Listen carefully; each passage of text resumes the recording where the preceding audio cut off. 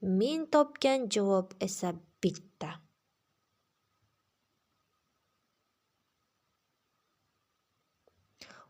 Ular nafsni jilovlay olishmaydi.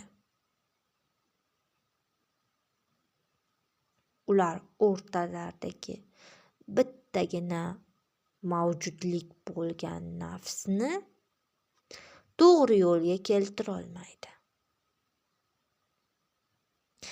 Eng qiziq tomoni esa shuncha voqealar bitta insonning jismida sodir bo'ladi-yu, inson bu narsalar haqida hatto o'ylab ham ko'rmaydi.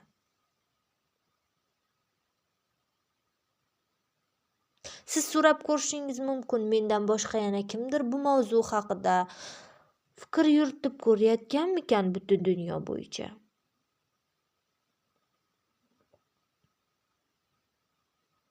Ha, albatta bu noma'lum. Lekin men istardimki, men o'zim kabi fikrlaydigan insonlar bo'lsa va ular bilan to'g'ri fikr almashinishni, o'zim bilmagan narsalarimni so'rab olishni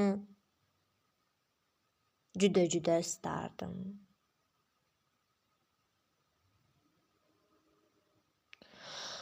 Xullas kalom, bu shunaqangi chambarchas tizimki, undagi biron bir yagona yaxlit mavjudlikka zarar yetganda, zarar ham yetmaydi, xatolik yuz beradi unda. Xatolik yuz berganda u ikkinchi bir mavjudlikka ta'sir o'tkazadi.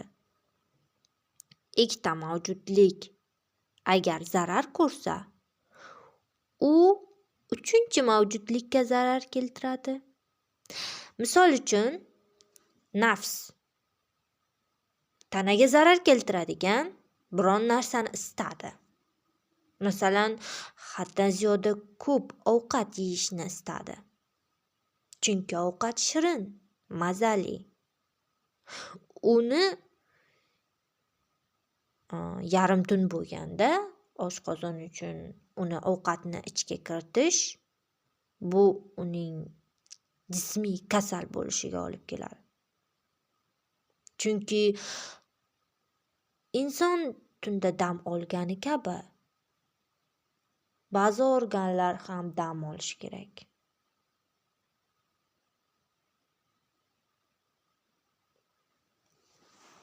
Lekin nafs tana